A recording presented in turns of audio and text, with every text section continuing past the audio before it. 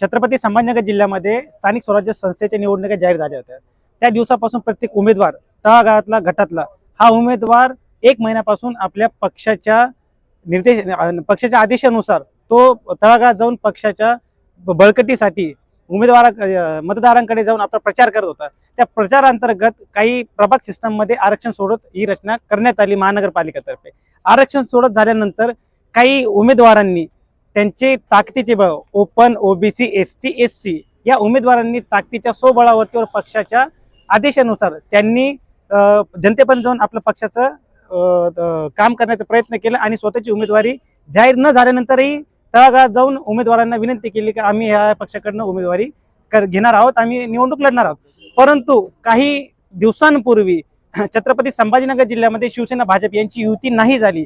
युती न झाल्याचं कारण अद्याप स्पष्ट झालेलं नाहीये। परंतु दिनांक 30 तारखेला ज्या दिवशी उमेदवारांनी अर्ज भरण्यासाठी 3, 4, 5 स्मार्ट सिटी या ठिकाणी आल्यानंतर उमेदवारी जाहीर झालेली नसताना काही उमेदवारांनी अपक्ष फॉर्म भरलेला आहे आणि काही उमेदवारांनी पक्षाच्या अंतर्गत बी फॉर्म देऊन उमेदवारी फॉर्म अर्ज भरलेला आहे। परंतु याच्यामध्ये माझा आक्षेप असा आहे की प्रभाग क्रमांक 4 मध्ये एक ओपन वार्ड आहे, एक एससी वार्ड आहे, एक ओबीसी महिला वार्ड आहे आणि एक एसटी पुरुष वार्ड आहे। एसटी पुरुष वार्ड असतानाही मी स्थानिकचा माझी आई 20 ते 22 वर्षापासून शिवसेना पक्षाचं काम करते।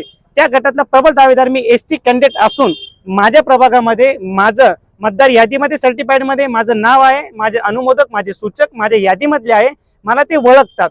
मला ओळखीचे झाल्यानंतरही मला प्रभागामध्ये माझ्या प्रभाग क्रमांक 4 मध्ये मला सर्व चेहऱ्यांनी ओळखतात, नावाने ओळखतात। परंतु प्रभाग क्रमांक 4 मध्ये एसटी शिवसेना शिंदे गटाचे उमेदवार अमोल निकमजी साहेब यांना उमेदवारी जाहीर करण्यात आलेली आहे। माझ्या प्रभागामध्ये ज्यावेळेस अमोलजी निकम साहेब यांना एसटी कॅन्डिडेट कडून उमेदवारी जाहीर करण्यात आलेली आहे पक्षाकडून, तर माझी काय चूक हे माझा प्रश्न विचारायचा सर्वात प्रथम मला।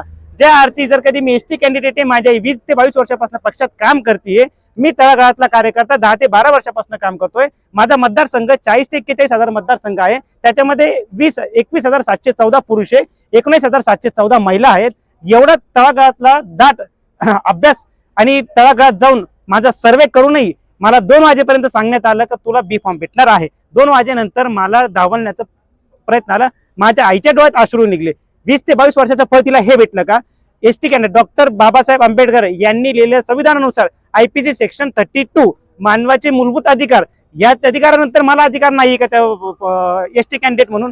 शेड्यूल ट्राईब मध्ये मी येतो, मी आदिवासी अनुसूचित जमातीचा व्यक्ती आहे, मला तो अधिकार आहे। माझा हक्कातला ताटातला घास वडण्याचा प्रयत्न केलेला आहे। मला आपणास विनंती आहे, माझ्या प्रभाग क्रमांक 4 मधल्या सर्व सुजाण नागरिकांना विनंती आहे, ही निवडणूक तळागाळातल्या कार्यकर्त्याची आहे। ही निवडणूक जो व्यक्ती सुखदुःखात सोबत असतो, जो व्यक्ती तुम्हाला चेहऱ्याने नव्हे नावाने नव्हे, जो व्यक्ती तुमचा रात्री 1 वाजता कॉल उचलतो, जो व्यक्ती तुमच्या सुखात दुःखात, जो व्यक्ती तुमच्या प्रत्येक गोष्टीमध्ये सामील आहे, तशा व्यक्तीचा चेहरा बघून, तशा व्यक्तीचं नाव बघून तुम्ही मतदान करा।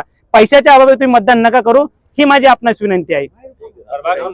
माझं नाव आकाश सुनील कुमार ठाकूर, माझं नाव आकाश वनिता सुनील कुमार ठाकूर, प्रभाग क्रमांक 4 अनुसूचित जमाती, मी अपक्ष उमेदवार म्हणून फॉर्म भरलेला आहे।